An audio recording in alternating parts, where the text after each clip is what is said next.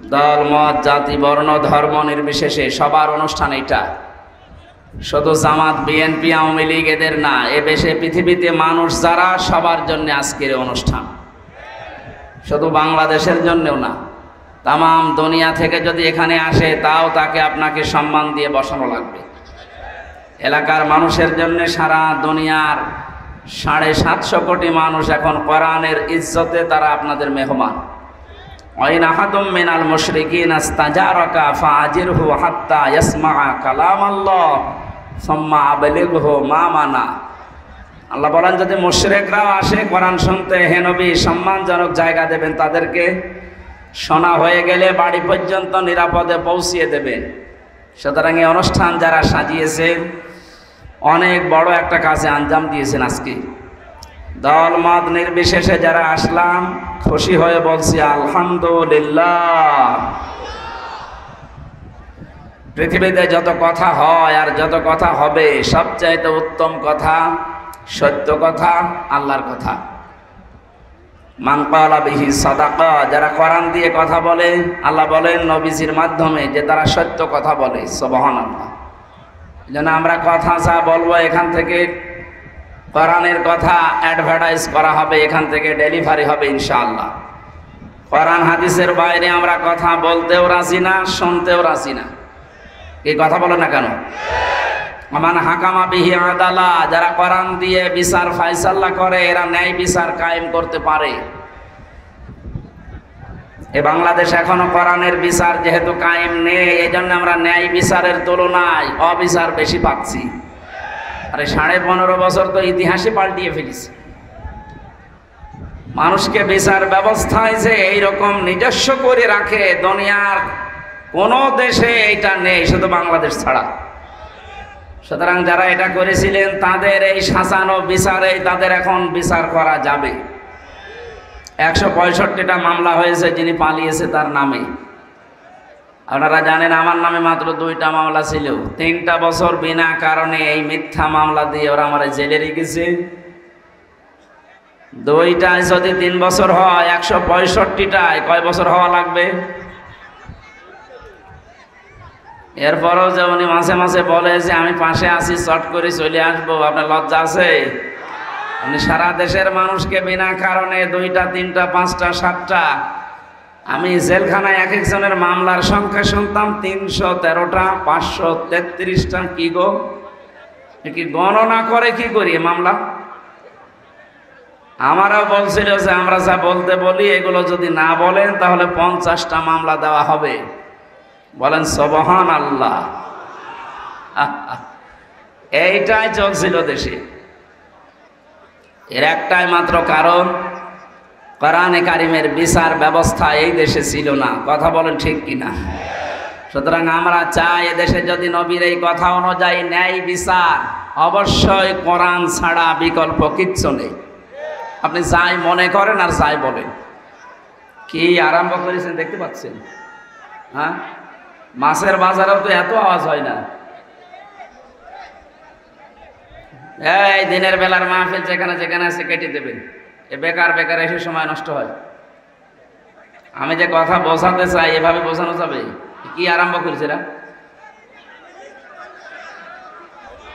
ওই জায়গায় পিঠের ওপরে বাড়ি দিয়ে বসিয়ে দেওয়া যাচ্ছে না?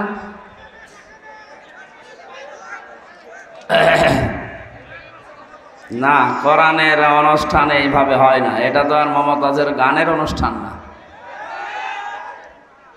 কথা যদি ওরা বন্ধ না করে ওদের কবিরা গুনাহ হচ্ছে। এই স্বেচ্ছাসেবক, কি অবস্থা? এই ছেলে, কাউকে বসাতে হলে কথা বলা যাবে না, এমনি ইশারায় বসাবেন, কথা বলবেন না। অমান আমিলা বিহি উজরা, যারা কোরআনের আমল করবে আল্লাহ তাদেরকে পুরস্কার দান করবেন।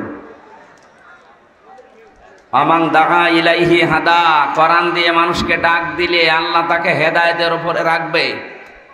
আমরা হেদায়েতের উপরে থাকতে চাই না? বলেন বলেন, এটাকে আমি বানাচ্ছি? আপনি যদি সত্যি হেদায়েতের উপরে থাকতে চান, শুধু জুব্বা গায়ে দিয়ে পাগড়ি মাথায় দিয়ে তসবিহ টিপলে থাকতে পারবেন না। আপনাকে জীবনের উপরে রিস্ক নিয়ে হলেও কোরআনের দিকে মানুষকে ডাক দেওয়া লাগবে, নয়তো আপনি থাকতে পারবেন না। অনেকে মনে করে আমি মসজিদের সভাপতি, আমি হেদায়েতের উপরে নেই। মানে আরে ভাই, আপনি তো মসজিদের সভাপতি এই গাইবান্ধা, আর আবু সেহেল ছিল মসজিদের সভাপতি কাবা শরীফে। আপনি কি তার চাইতে বড় মসজিদের সভাপতি? এই জন্য হেদায়েতের উপরে থাকতে গেলে সাফ কথা, এটা পরিষ্কার কথা, আপনাকে কোরআন দিয়ে মানুষকে ডাক দিতে হবে। কি দিয়ে বলেন তো? কোরআনের দিকে ডাক দেওয়া মানুষ এদেশে কম না বেশি? না, নেই। অধিকাংশ মানুষ আমরা কোরআন দিয়ে ডাকতে জানি না, কারণ তো জানি না ডাকবো কি দিয়ে। নবীকে এই জন্য আল্লাহ জানিয়েছেন, ইয়া আইয়ুহার রাসূল বাল্লিগ মা উনসিলা ইলাইকা মির রাব্বিক। হে রাসূল, আপনাকে আমি যে কোরআন নাযিল করলাম এইটা আপনি প্রচার করেন। মানুষকে যদি ডাক দিতে চান, আপনি কোরআনের দিকে ডাকবেন।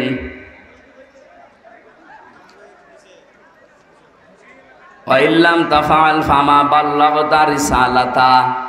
কোরআনে কারীম দিয়ে যদি আপনি ডাক মানুষকে না দেন, কোরআন যদি প্রচার না করেন, আপনি যেন রিসালাতের দায়িত্বই পালন করেননি। বলেন নাউজুবিল্লাহ।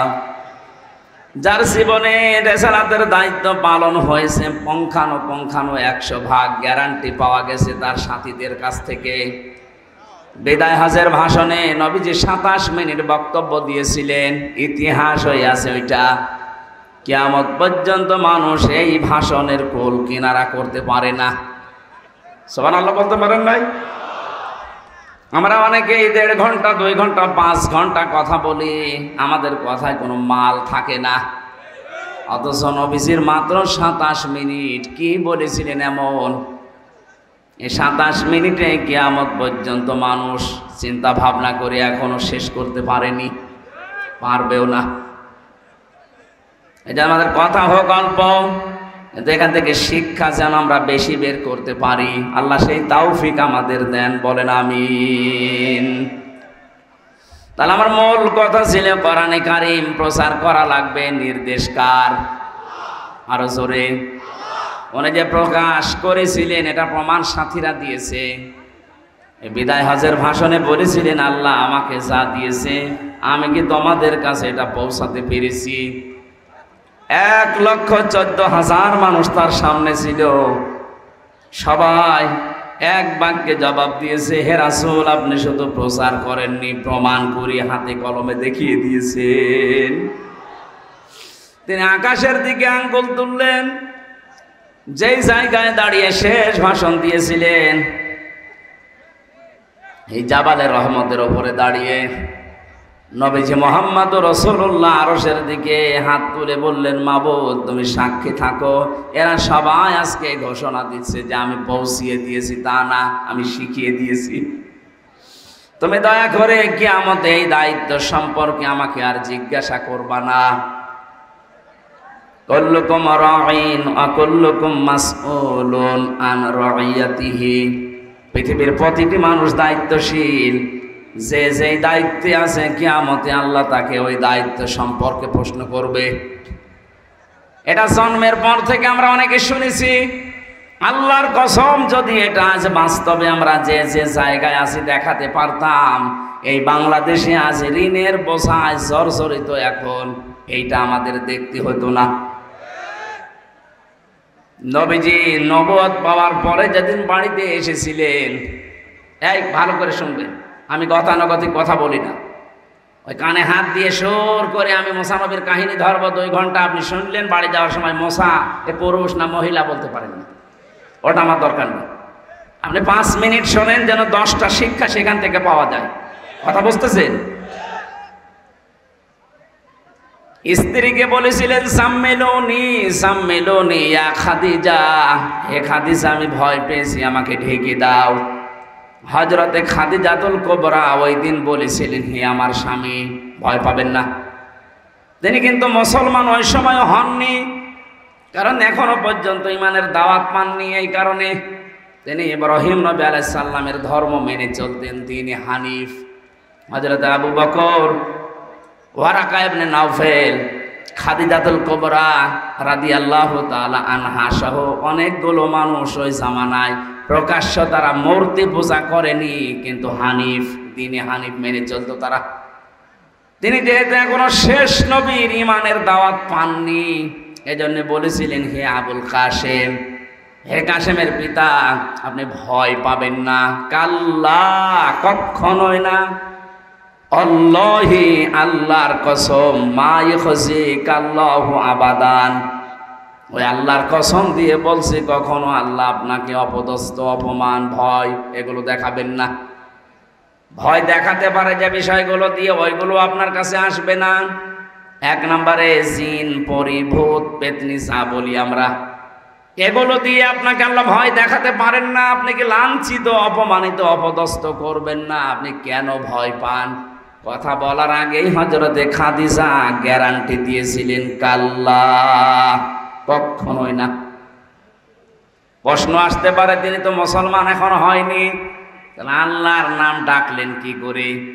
দেখেন, এতটুকু একটা বাক্যে হযরতে খাদিজা 2 বার আল্লাহর নাম উচ্চারণ করলেন। কাল্লা, আল্লাহি, মা ইখজিকাল্লাহু আবাদান। কয়বার বলেন না কেন? তিনি এখনো মুসলমানই হননি, ঈমানের দাওয়াতই পাননি। ওই দ্বীনে হানিফ ইব্রাহিম আলাইহিস সালামের ওই ধর্ম অনুসরণ এভাবে আসছিল, পাই টু পাই উনি ওইটা মানতেন। অথচ ঈমানের দাওয়াত না পেয়েই তিনি ছোট বাক্যে আল্লাহকে 2 বার স্মরণ করলেন। বাংলাদেশে বহু মানুষ আছে 14 বার হজ করেছে, এখনো পর্যন্ত আল্লাহর নাম নিতে কেমন যেন করে।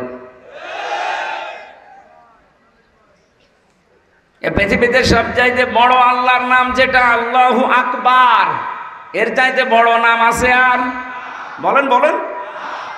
এই শব্দটার সাথে অনেকের বিরোধ। এই শব্দটা 15.5 বছরে বহু মানুষ বলার চেষ্টা চালিয়েছে, অথচ এই বিদায় নেওয়া জালেমেরা এই শব্দটাকে বলেছে এটা জামাত ইসলামের শব্দ। আমি নিজের মুখে হাসান মাহমুদের নাম কে দিয়েছে আমি জানি না, এর নাম হবে হাসাও মাহমুদ,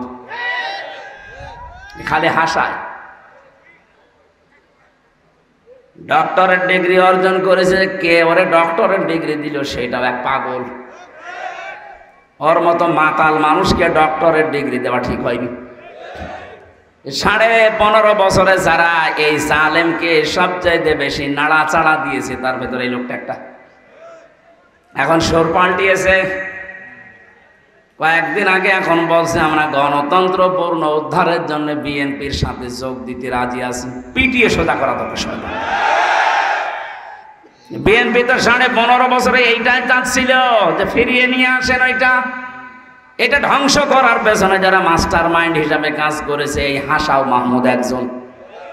শয়তান দেখছে আর তো তলায় মাটি নেই, যা করেছি দেখি এখন কোনো কায়দায় কাজ হয় কিনা। তারেক জিয়া অত পাগল না।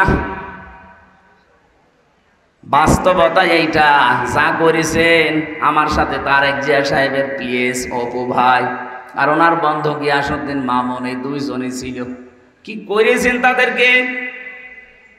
একটা যুবক মানুষ পিটিয়ে তার মাজার হাড় পর্যন্ত নষ্ট করে ফেলেছেন। বিএনপির বহু মানুষ আমি পেয়েছিলাম জেলখানায়, 313টা মামলা মাথায় নিয়ে ঘুরতেছে।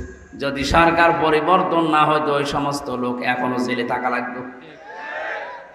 বলেন তো, আপনি হিসাব করতে পারেন 313টা মামলা, আমার 2টাই তাই মাজার কাঠি ক্ষয় হয়ে যায়।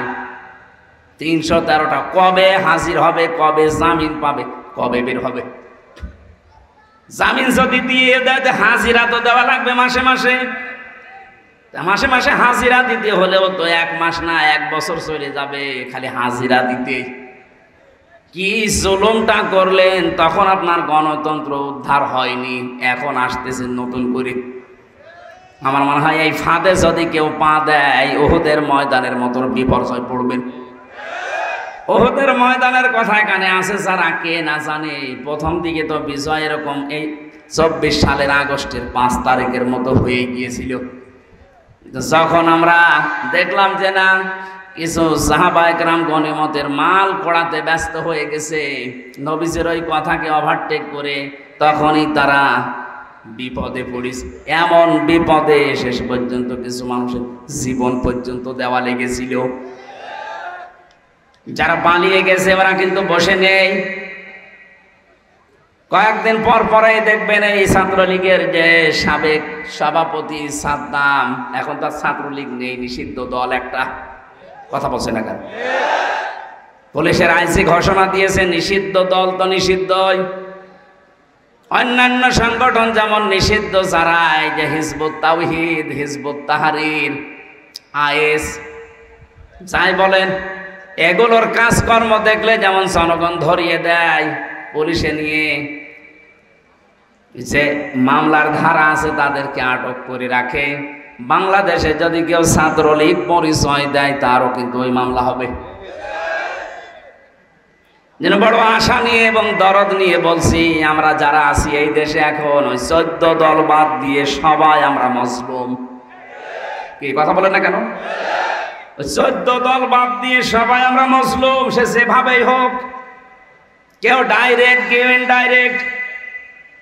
গত পরশুদিন আমি জামালপুরে ছিলাম, আমার ডক্টর বাবা সাইফুল ইসলাম সিদ্দিকী আমার বিশ্ববিদ্যালয়ের স্যার, মানে আমার আগে কথা বলার সময় বলছিলেন, ভাইরা আমার, বোনেরা আমার, আমির হামজা 3 বছর জেলখানায় ছিল আর আমরা 15.5 বছর বাইরের জেলখানায় ছিলাম। জিনিস তো একই, শুধু আমি আটক অবস্থায় ছিলাম, আপনার ছাড়া ছিলেন, কিন্তু সবই ছিলাম জেলে, শুধু 14 দল বাদ দিয়ে। এই কথা বলছে না কেন? ওরা ছিল জান্নাতে, আর ওদের গৃহপালিত যে দল ছিল তারাও প্রায় জান্নাতে ছিল। মাঝে মাঝে একটু করতো, এখন তারা ফুসে উঠতেছে। ভণ্ডামি করার জায়গা পাও না।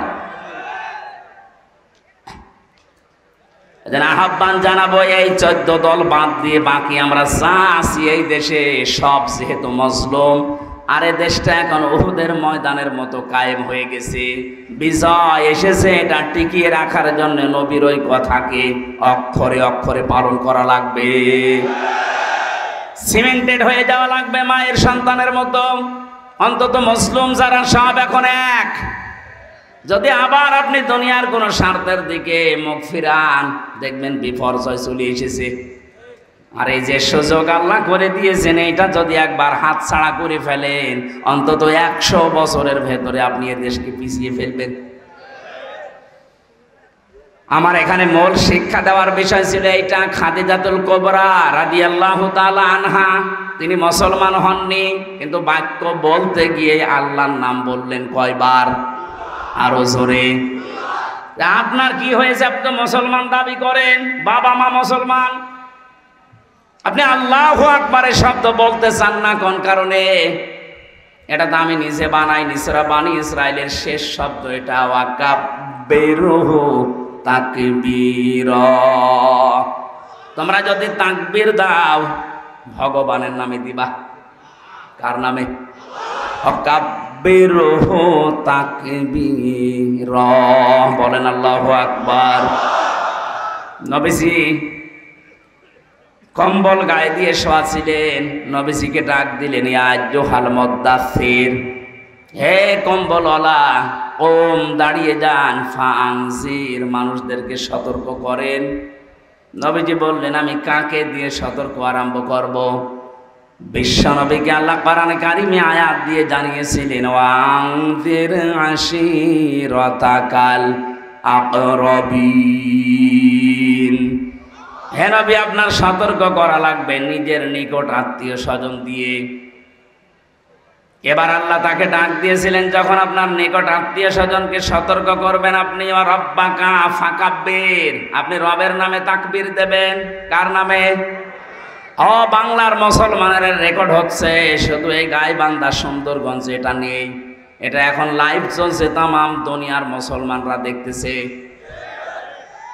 আমি বাইরের দেশগুলোতে গিয়ে দেখেছি, আমাদের এই অনুষ্ঠানগুলো যখন লাইভ হয়, ওইগুলো ওই দেশের ভাষায় রূপান্তরিত হয়ে ওরা ইংরেজিতে, কেউ উর্দুতে, কেউ হিন্দিতে দেখতেছে। আমরা যেমন বাংলায় কথা বললে বুঝি, ওরা ওই ভাষায় রূপান্তর করে শুনতে পাচ্ছে। 175 কোটি মুসলমান এখন আমার সামনে, তামাম দুনিয়া মিলে 257টা রাষ্ট্রে কম বেশি যেখানে মুসলমান আছে, 175 কোটি সামনে নিয়ে আমি আহ্বান জানাচ্ছি, আল্লাহ পাক বাদ দিয়ে কারো বড়ত্বের ঘোষণা দিতে আমরা রাজি না। জীবনে তাকবীর যদি দিয়ে থাকেন বলবেন আল্লাহু আকবার। এই কথা বলেন না কেন? এই কথার সাথে একমত নেই আপনি? এটা যদি কেউ দ্বিমত করে ওর জানাজার নামাজ দরকার নেই, কারণ আমি জানাজার নামাজ পড়াবো কি দিয়ে? আল্লাহু আকবার না, এইটাই মানে না। এই শব্দের ভেতরে সূক্ষ্ম দুইটা জিনিস আছে। প্রথম, আল্লাহু আকবার র নেই, আল্লাহু আকবার রু আছে। আকবার শব্দটাকে ভেঙে আমি যত টুকরা টুকরা করতে পেরেছি, আমি কয়েকটা জিনিসের ভেতর থেকে পেয়েছি। 1 নম্বরে সূরা বাকারা, 2 নম্বর পারার 4 নম্বর পৃষ্ঠা 3 নম্বর লাইনে এই আয়াতে আছে ব্যাখ্যায় দেওয়া, আন্নাল কুওয়াতা লিল্লাহি জামিআ, সব ক্ষমতার উৎসকে। আরো জোরে। এখানে কত মানুষ আমরা বসে আছি আমার আশপাশ দিয়ে, এ মানুষের এখনো পর্যন্ত বিশ্বাস এইটা যে ক্ষমতায় বসাতে পারে জনগণ না, এটা আল্লাহু আকবারের সাথে মেলে না, এর সাথে সাংঘর্ষিক। ক্ষমতায় বসাতে পারে শুধু আল্লাহ। এই কথা বলেন না কেন? আপনি আল্লাহু আকবার বলে নামাজ পড়বেন, এর বাস্তবে নিয়ে যাবেন না। আপনার ওই সেজদা নেওয়ার জন্য কি আল্লাহ বসে আছে? আল্লাহ দেখতে চায় আপনি আল্লাহু আকবার ঠিক রাখেন কিনা। সুতরাং যারা এই বিশ্বাসে এখনো আছেন ক্ষমতার উৎস জনগণ, আপনি কিন্তু বাস্তবিক অর্থে মুশরিক। কারণ আল্লাহ যেটা পারে ওইটা অন্য কেউ পারে, এই বিশ্বাস করার নাম শিরিক। আর শিরিক যারা করে তারা মুশরিক। নেন আমার ভুল ধরেন, আমি যে পর্যন্ত বললাম এ পর্যন্ত ভুল ধরেন তো দেখি। ভুল যদি ধরতে না পারেন আমাকে এই মুহূর্তে মেনে নেওয়া লাগবে। আপনি নিজেও কোরআন হাদিস চিন্তা ভাবনা করে পড়বেন না, কেউ বললে আপনি মানবেনও না। কি হয়েছেন কি আপনি? বলেন কি হয়েছেন আপনি? আপনি জাহান্নামে যাবেন আর আপনাকে আমি যেতে দেব মানে? আপনি আমার ভাই, 6টা হক আছে আপনার উপর আমার। আপনি জাহান্নামে যেতে চাইলেও আমি দিতে চাই না। দরকার হয় পা ধরে ঠ্যাং ধরে যেভাবে হোক আমি আটকাবো আমার সাধ্য মতো। আমি কোরআনের চোখ হাদিসের চোখ লাগিয়ে দেখতে পাচ্ছি, এই যে কোরআন হাতে নিয়ে বলছি, এদেশে বহু মানুষ এই শিরিক করার কারণে জাহান্নামে চলে যাচ্ছে। এটা তার চিন্তা বিশ্বাস আকীদার শিরিক। যারা বলে ক্ষমতার উৎস জনগণে মুশরিক, কথা বলছেন না কেন? এই চিন্তা ভাবনা আপনাকে এখনো পাল্টাতে হবে। আপনাকে আমি লেখাপড়া করার জন্য তথ্য দিচ্ছি। সূরা এটা নাহালের ভেতরে আছে, 14 নম্বর পারা 9 নম্বর পৃষ্ঠা 13 নম্বর লাইনে আছে, 12 নম্বর লাইনে আছে, 32 নম্বর আয়াত। আল্লাযীনা তাতাওয়াফফাহুমুল মালাইকাতু তাইয়্যিবিনা ইয়াকুলুনা সালামুন আলাইকুম উদখুলুল জান্নাতা বিমা কুনতুম তা'মালুন। আমি যত তাফসীর পড়েছি বাংলাদেশে এই আয়াতের উপরে, তাইয়্যিবিন এটা মানে খালি পোশাকের পবিত্র না। কে জানো এই পোশাকটা আমারে দিল, দেখতে তো ভালোই লাগছে। শুধুমাত্র এই পোশাকের পবিত্রতা না, শুধু দেহের পবিত্রতা না। তাইয়্যিবিন এই শব্দে মুফাসসিরিন ইকরাম প্রায় 28টা অর্থ দিয়েছেন। আপনার পোশাক আশাক তো পবিত্র লাগবেই, দেহ পবিত্র লাগবে, চিন্তা চেতনা বিশ্বাস আকীদা এইগুলো পবিত্র করা লাগবে। আজ এই দেশে কিছু আলেম আছে খালি আকীদার ভুল ধরে, ওর নিজের আকীদা যে অপবিত্র ওই দিকে ওর খেয়াল নেই। কথা বলেন না কেন? আপনি যা পড়ে আলেম হন, আপনার ওই কিতাবের ভেতরে হাজারো আকীদার গলদ আছে, আর আপনি আন্দাজে একজনের ওপরে আকীদা নিয়ে আপনি আন্দাজে মানুষকে যে ছোট করার চেষ্টা করেন, আল্লাহকে ভয় করেন। আপনার কি অবদান আছে ইসলামের উপরে? আর যার ভুল ধরেন তার অবদান আপনি গুণেও শেষ করতে পারবেন না।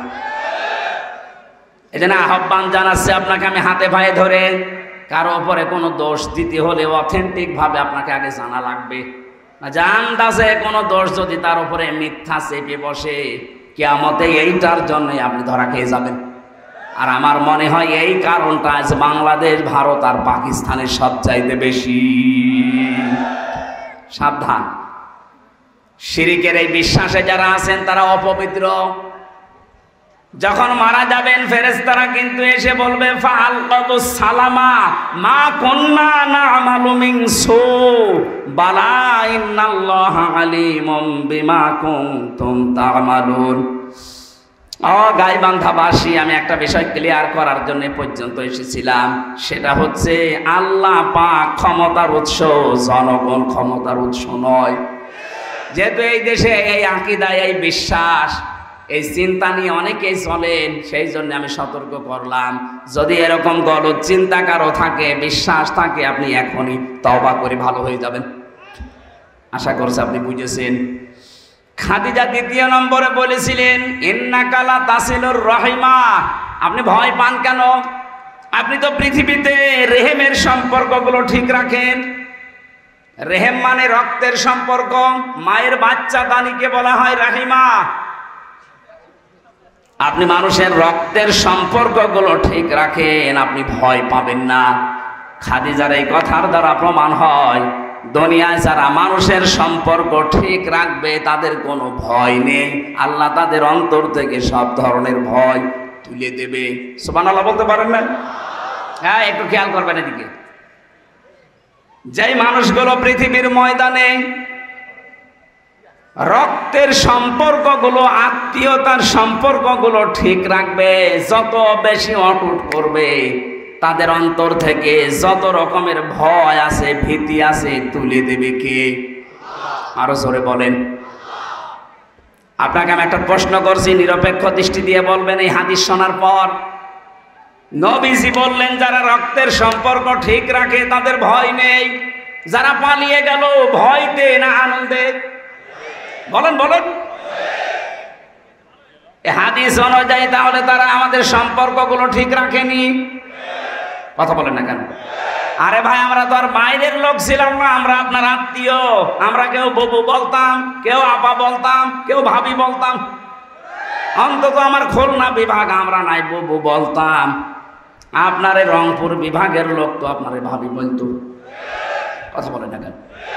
আপনি ভাবি হয়ে দেবরদেরকে রেখে পালিয়ে চলে গেলেন, অবশ্যই আপনি সম্পর্ক ঠিক মতো রাখেননি। এই হাদিস অনুযায়ী তো তাই হয়, যারা রক্তের সম্পর্ক ঠিক রাখে না তাদের ভেতরে ভয় তৈরি করে দেয় কে? এত ভয় পেয়েছেন দুপুরের খাবার খাবেন সে সময়ও পেলেন না। অন্তত গোপন জিনিসগুলো যদি লুকিয়ে রাখতেন তাও তো দেবরদের এখন মুখ থাকতো। আপনাদের এই বিভাগের মান সম্মান নষ্ট করে ফেলেছে। এমন এমন জিনিস ছেলে মেয়েরা যা পেয়েছে ওকে দেখানোর মতো। মুরব্বী মানুষ কি বলবো, একটা হাজী সাহেব। কিন্তু দুঃখ পাচ্ছি এই 4-5 দিনের ভেতরে উনি এখন বিশ্বের বিভিন্ন মডল, বিশেষ করে ট্রাম্প, আল্লাহরে অলি, এ পাশ করার পরে দেখছি কারো কারো যৌবন ফিরে এসেছে। উনি অনেকে এটা ছড়াচ্ছে যে আমি নির্বাচিত ছিলাম, আমাকে উৎখাত করা হয়েছে। এটা ডাহা মিথ্যা কথা। এই 15.5 বছরে নির্বাচন হয়েছে কোন শয়তানও বলতে পারবে? আপনি যদি ঘোড়াকেও জিজ্ঞাসা করেন যে ভাই আপনি তো ঘোড়া, বলেন তো এই 15.5 বছরে কি নির্বাচন বাংলাদেশে হয়েছে? ও হাসবে। ঘোড়া যদি আশপাশে বান জিজ্ঞাসা করে দেখেন, ঘোড়া পর্যন্ত হাসে। আর আপনি এখন বিশ্বে ছড়াচ্ছেন আমি নির্বাচিত ছিলাম। মান সম্মান দেশের যা ছিল আপনি আরো ডোবাচ্ছেন। কারণ সারা বিশ্বের এখনো অনেকেই জানে যে এই দেশে তো নির্বাচন হয়নি। কথা বলে না কেন? এই মিথ্যা কথা ছড়িয়ে নিজের যেমন বদনাম হচ্ছে, আপনি একটা হাসি মানুষ মিথ্যা কথা বলছেন, বলেন আমাদেরও তো বদনাম হয়ে যাচ্ছে। সারা দুনিয়া মনে করবে যে বাংলাদেশে যারা বাস করে ওরা মনে হয় এরকম মিথ্যাবাদী। কি ওই কথা পড়ে না? আমি এই রমজানে উমরায় ছিলাম, মদিনা থেকে একটা গাড়ি ভাড়া করলাম ওই যে বদরের ময়দানে আবু জাহেলের কবর দেখতে যাওয়ার জন্য। শুনি নাম শুনি ওনার দেখে আসি তো। গাড়ির ভাড়া মাড়া ঠিক মেটানোর পরে আমার বলছে ইয়া হাজিউল হজ্জাত আয়না বিলা দোকা। ও হাজি, দেশ কোথায়? যেহেতু মেন বাংলাদেশ। ওই মদিনার বাসিন্দা, আমি বাংলাদেশ থেকে এসেছি। আমি যেই বলেছি যেহেতু মেন বাংলাদেশ, আমার বলছে হারামি। হারামি বলেন মানে? আপনাকে বলি না, আপনার দেশে যে দায়িত্বে আছে ওরে বলিস। বলো ঠিক আছে, আপনি বলেন, আপনার সাথে আমি আর 2 লাইন বেশি বলছি, বলেন। তখনও এ দেশটা স্বাধীন হয়নি রমজানে। আমার মনে হয় এখন গেলে আরে হারামি ডাক শোনা লাগবে না। কিন্তু এই কয়েকদিনে আপনি যা করছেন, আবার দেখেন কোন দেশে যে আবার হারামি শোনা লাগে কিনা আল্লাহ জানে। কারণ এত মিথ্যা কথা বলে আপনি কি করতে পারবেন?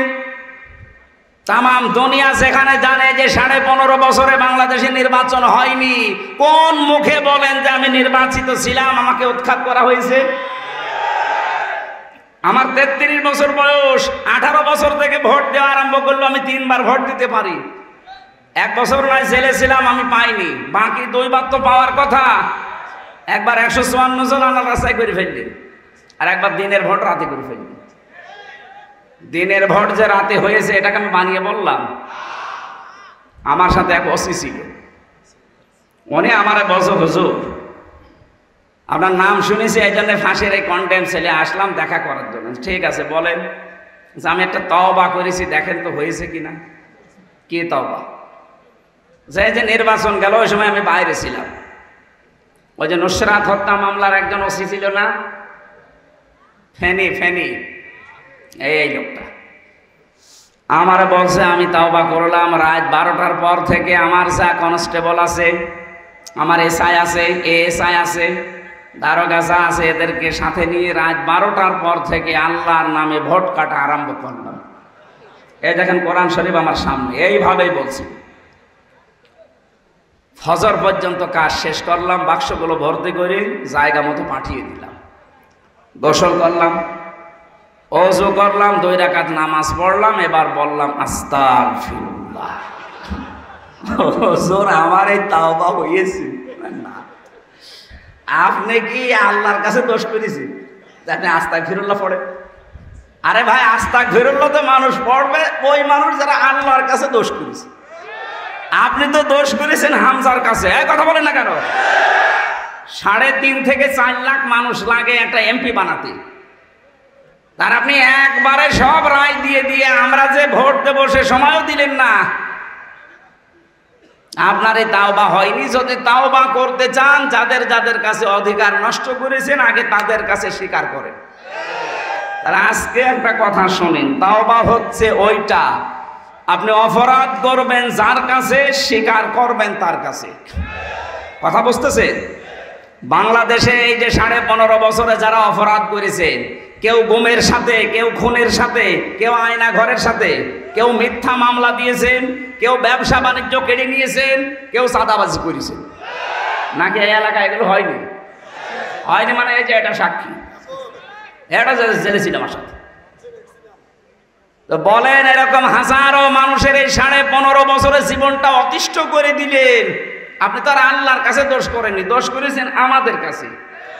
এখন যদি বলেন আমি আস্তাগফিরুল্লাহ পড়বো না, আপনার মাফ হবে না। আপনি আগে এই 18 কোটি মানুষের কাছে যান, বলেন যে আমি ভুল করে ফেলেছি। যদি এরা বলে ঠিক আছে মাফ করে দিলাম, কিন্তু আমার যে ক্ষতি হয়ে গেল এই ক্ষতিপূরণ দিন। আমার এই যে বাবার প্রায় 32 লাখের উপরে আপনি টাকা নিয়েছেন, খালি বলতো যে মামলা দেব 50টা। আমার বাবা তো গ্রাম্য মানুষ, ভয়ে টাকা দিয়ে দিত। একবারেই নিয়েছে 10 লাখ। আরে 3 বছরে 33 বারের উপরে মামলা খালি তুলতে আছে। সিএমএম কোর্ট, জজ কোর্ট, হাইকোর্ট, সিএমএম কোর্ট, জজ কোর্ট, হাইকোর্ট, তুলতেই থাকে। যারা মামলা চালায় ওদের জিজ্ঞাসা করেন তো, এক একটা মামলা 3 বার তুলতে অন্তত 50-60 হাজার টাকা করে এক একবার যায়। এই টাকাগুলো নিয়েছেন, এখন বলছেন আস্তাগফিরুল্লাহ। মাঝে মাঝে এখন আমার এই যে মামলার যে আয়ু আছে, মামলা যেহেতু আমার সব খারিজ হয়ে গেছে, আমারে বলছো হুজুর আমারে মাফ করে দিন। মাফ আমি করবো, আগে টাকা ফেরত দিন। টাকাটা ফেরত দেন, আর 3 বছর আমার মতো ফাঁসির কন্টেম্প ছেলে থাকে। আমি আয়না ঘরে ছিলাম 10 দিন, কি অবস্থা মানুষের, এত বড় বড় নখ হয়ে গেছে এক একজনের, মাথার চুল দাড়ি গোপ মনে হচ্ছে জঙ্গল থেকে বেরিয়ে আসতেছে। একটা মানুষকে 24 ঘন্টা এই যে পায়ের ভেতর দিয়ে হাত দেয়, এইভাবে পায়ের ভেতরে হাত দিয়ে সামনে যে লোহার ব্যারিকেড দেওয়া আছে ওখানে হাত লাগানোর পরে আবার আটকিয়ে দেয় হ্যান্ডকাপ দিয়ে। আরে ভাই 10 মিনিট 15 মিনিট থাকলে তো পিঠ ব্যথা হয়ে যায়। 24 ঘন্টা 1.5 মিনিট সময় দেয় টয়লেট করার জন্য। সকালে কয়েকটা পচা ছোলা দিয়ে যায়, পারলে খান না পারলে ফেলে দেন। তো ফেলে দেবেন করে, ও তো 1 দিন 2 দিনের ব্যাপার না, 10 দিন এক জায়গায় ফেললে এতগুলো হয়ে যায়। তা আর এক পছন্দ ধরবে, পরিষ্কারও করে। ওই শুধু বিভিন্ন দিবস আসলে জানতাম যে আজকে মনে হয় কিছু হচ্ছে বাইরে। আমি তো তাও 10 দিন আমার পিঠে ব্যথা হয়ে গেছে। যে লোকটা আজ 8 বছর আছে, 10 বছর আছে, 14 বছরের লোক পেয়েছি আমি। কত বছর? আপনার কল্পনায় আসবে 14টা বছর এইভাবে বসে থাকা। মুফতি ফখরুল আমার সাথে ছিল, বলছে হামজা ভাই আপনার সাথে কি হয়েছে আমি জানি না। আমি দেখতাম ওই কন্ডেম সেলের ভেতরে হাত পা ছেড়ে দিয়ে ষাটপাট হয়ে শুয়ে আছে। কি গো এভাবে থাকেন কেন? বলছে ভাই আমার যেভাবে বেঁধে রেখেছিল, 1.5 মিনিট সময় দিত, 2 মিনিট সময় দিত টয়লেট করার জন্য, বাকি সময় আমি এভাবে বাধা থাকতাম। শুয়ে থাকা যে কি নিয়ামত এগুলো আমি টের পাচ্ছি। এদের সময় যখন পেয়েছি খাওয়া দাওয়া বন্ধ, পরে খাবো, আমি একটু শুয়ে থাকি।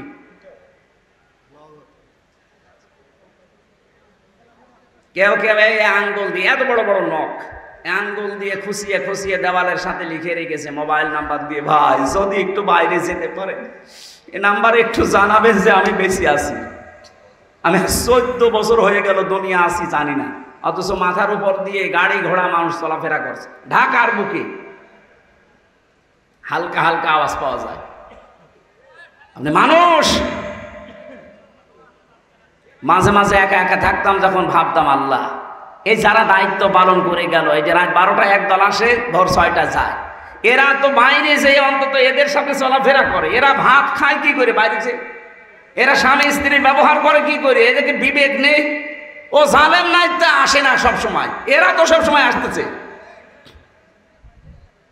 চোখ কালো কাপড় দিয়ে আমারে বেঁধে দিল, পেছনে হ্যান্ডকাপ লাগিয়ে দিয়েছে, ডান্ডা বেড়ি পার সাথে দিয়ে মাথায় মোটা দড়ি দিয়ে টাঙিয়ে রেখেছি। 11 ঘন্টা টাঙিয়েছে আমারে, আর বাকিগুলো তো আমি জানি না। 4 ওয়াক্ত নামাজ আমি আন্দাজে ইশারায় পড়েছি, কারণ জানি না যে এটা কোন সময়। এমনও মানুষ ওখানে আসে পড়ে, ও জানে না যে এটা কোন বছর, কোন মাস, কি বার, কয়টা বাজে, কিচ্ছু জানে না। 24টা ঘন্টা মনে হচ্ছে কবরের ভেতরে আছে।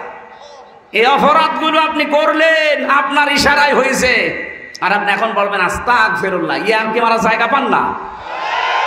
এদেশের 18 কোটি মানুষ আপনাকে মাফ করে দিলেও আমার ছোট মেয়েটা আপনাকে মাফ করবে না। এখনো পর্যন্ত স্বাভাবিক না, আমার কাছে আসতে চাই না। সে 7 মাস বয়স ধরে রেখে এসেছি, জীবনে কোনোদিন দেখেই নাই। কি করেছিলাম আমি আপনার মেয়ের দিকে তাকিয়েছি, আর আপনার যা মেয়ে আপনি তাকানোর মতো।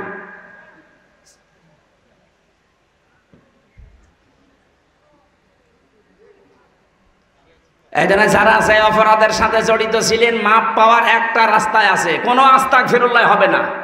একটা রাস্তা খোলা আছে, যার কাছে অপরাধ করেছেন তার কাছে যে স্বীকার করেন। কারো ব্যবসা বাণিজ্য 15 বছরে করতে দেননি, চাঁদাবাজি করেছেন, ঘর ভেঙে দিয়েছেন, কথা বলছেন এখন। আরে বাংলাদেশের সুন্দরগঞ্জে তো আরো বেশি হয়েছে।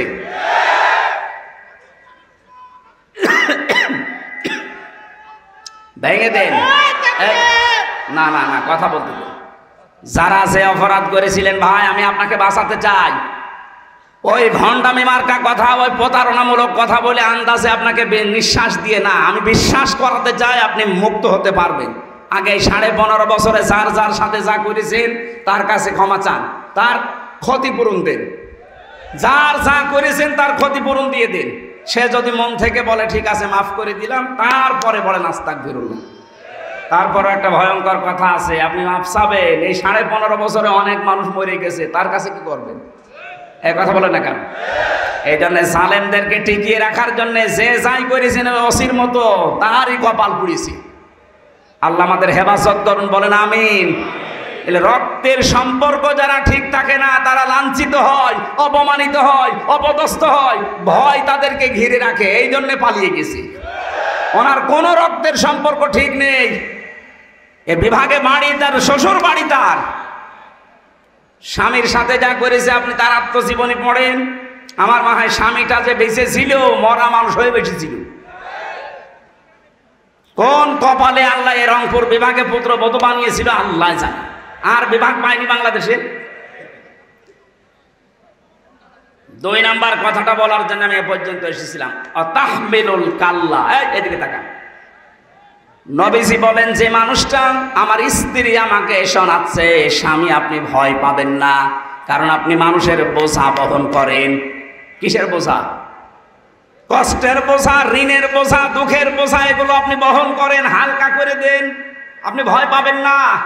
এই খাদিজাতুল কুবরার কথা যারা বোঝা যায়, যারা মানুষের বোঝা হালকা করে দেয়, মানুষের বোঝা যারা বহন করে, তাদের আল্লাহ পাক দুনিয়ার ভয় তুলে দেয়।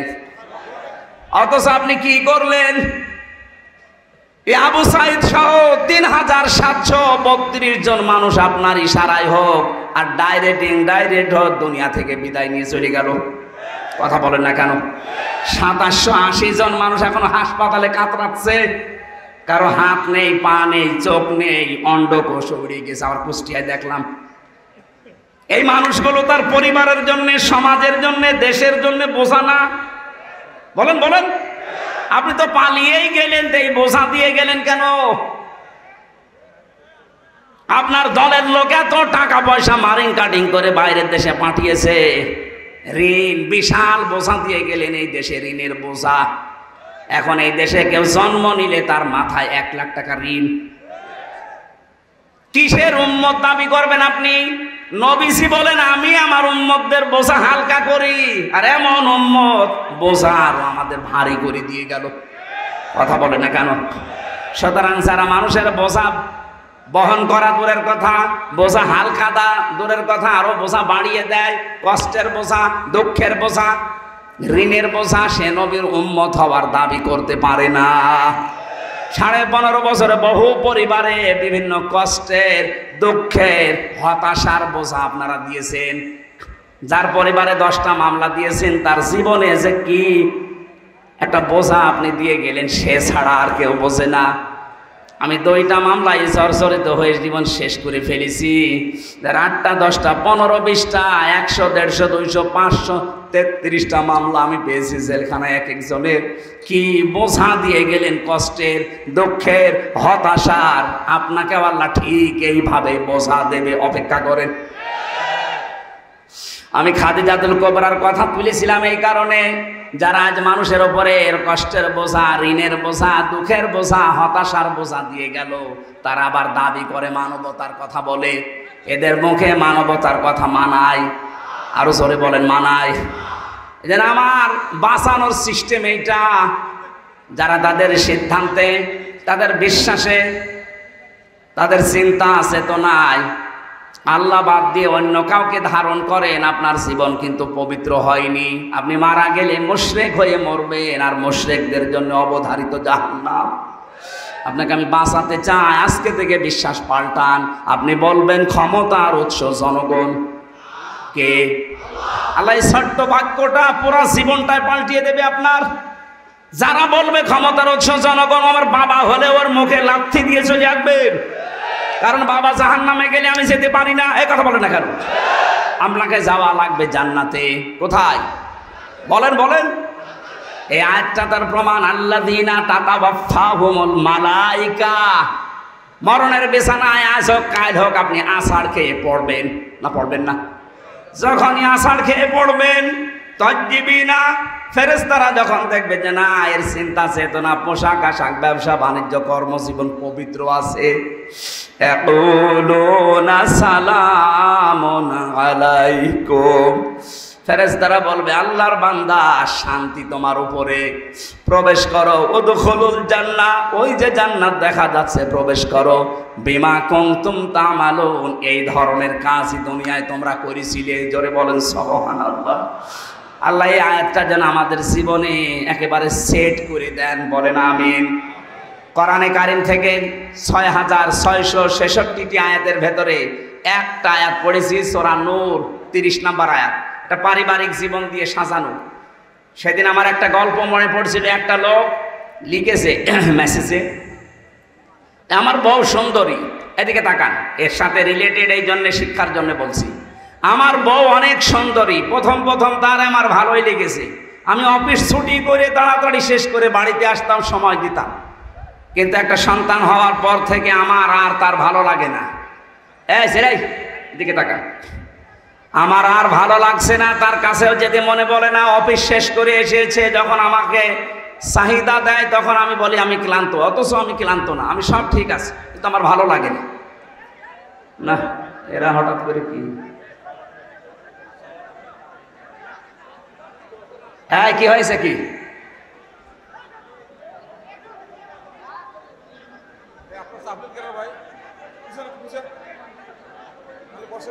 না, এরা তো জায়গা মতো এটা ডিস্টার্ব করে গেল। সমস্যা নাই, বসেন বসেন এখন, বসেন ওই জায়গায় বসেন, একটু সময় দিন, বসেন বসেন।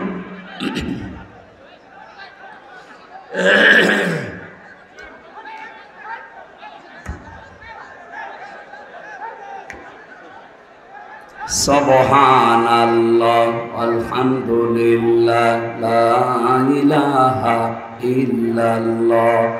সুবহানাল্লাহ, আলহামদুলিল্লাহ, লা ইলাহা ইল্লাল্লাহ, লা ইলাহা ইল্লাল্লাহ, মুহাম্মাদুর রাসূলুল্লাহ।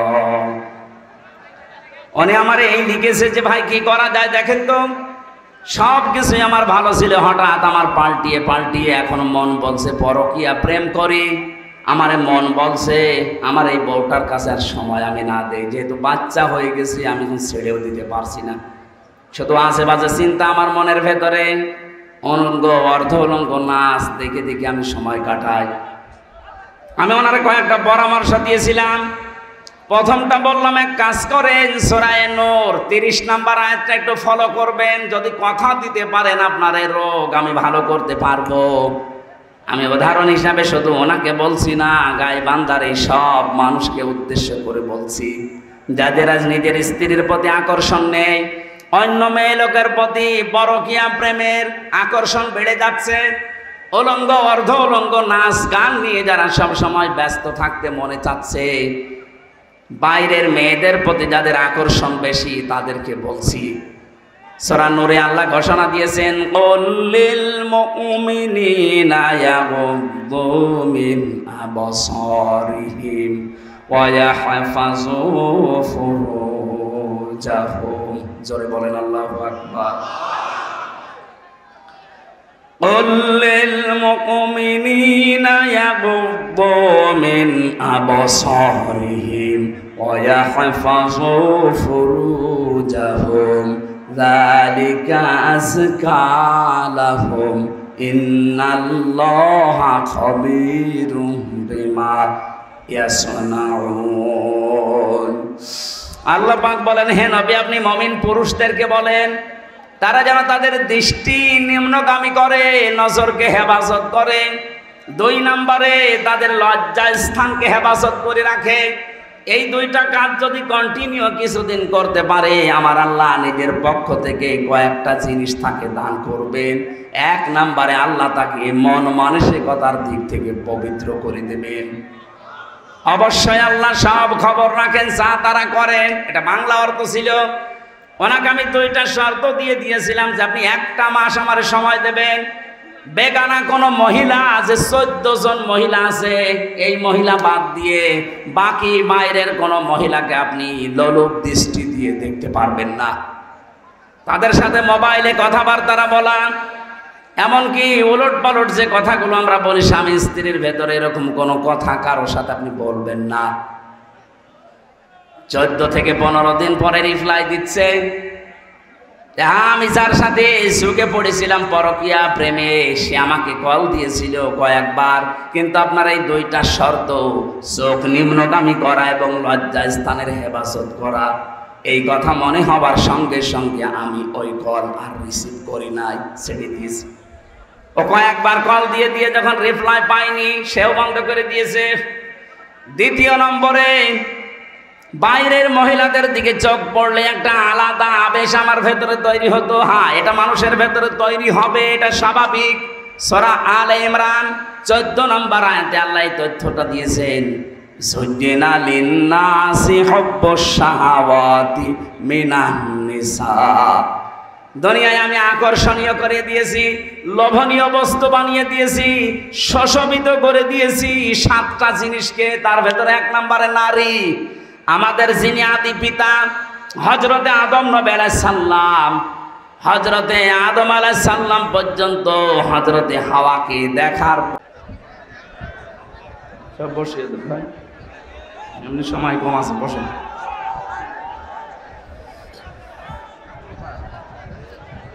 ইন্নাল হামদালিল্লাহি ওয়াস সালাতু ওয়াস সালামু আলা রাসূলিল্লাহ, আম্মা বা'দ, ফাউযু বিল্লাহি মিনাশ শাইতানির রাজীম। বিসমিল্লাহির রহমানির রহিম।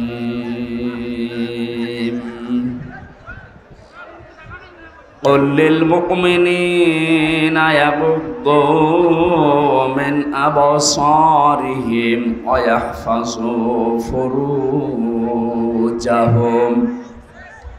ذلك أزكى لهم إن الله خبير بما يصنعون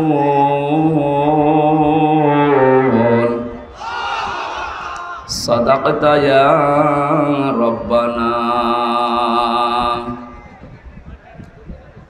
عن أبي هريرة رضي الله تعالى عنه قال قال النبي صلى الله عليه وسلم الدنيا كلها متاع وخير متاع الدنيا امرأة الصالحة إلى آخر الحديث.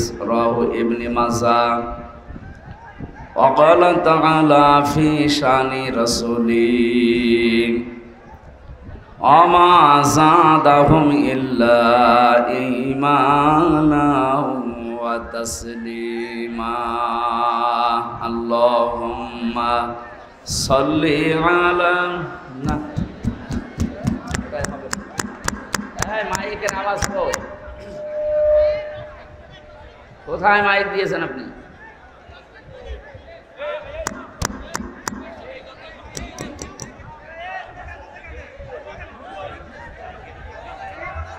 এদিক থেকে একটু সেফে বসেন তো স্যার, একটু সেফে বসেন, একটু সেফে বসেন, আমার গলা ভেঙে যাবে একটু পরে। আরে এই মাইকটা নামিয়ে দেন, নামিয়ে দেন, তাড়াতাড়ি করেন।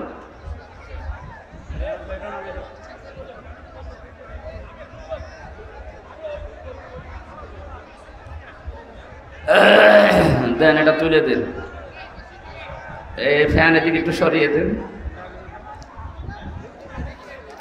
আপনাদের কি, আপনারা দরুদ শরীফ পড়েন। আল্লাহুম্মা, কমনে ঘোরাচ্ছ, এইদিকে ঘুরিয়ে দাও।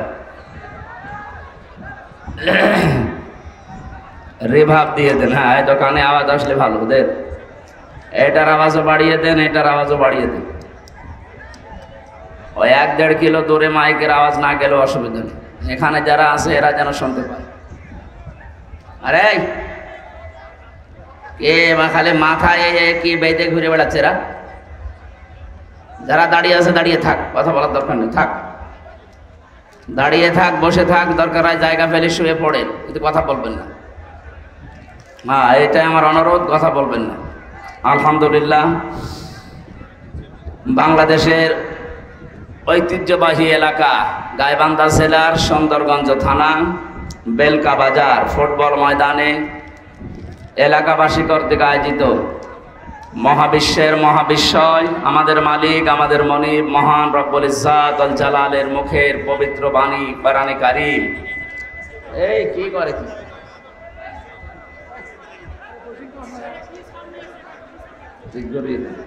ঠিক আছে, রেভাব বাড়িয়ে দেন। যান, আপনি আরেকটু পিছিয়ে দেন, দেন, এটা একটু পিছিয়ে দেন, হালকা পিছিয়ে দেন। আমি ফার্স্ট টাইম বলছি হুজুরের জায়গাটা ক্লিয়ার রাখেন। যান, আপনি যান, এটা ঠিক আছে। দিনের বেলায় আসলে একটু গ্যাঞ্জাম হয়ে যায়।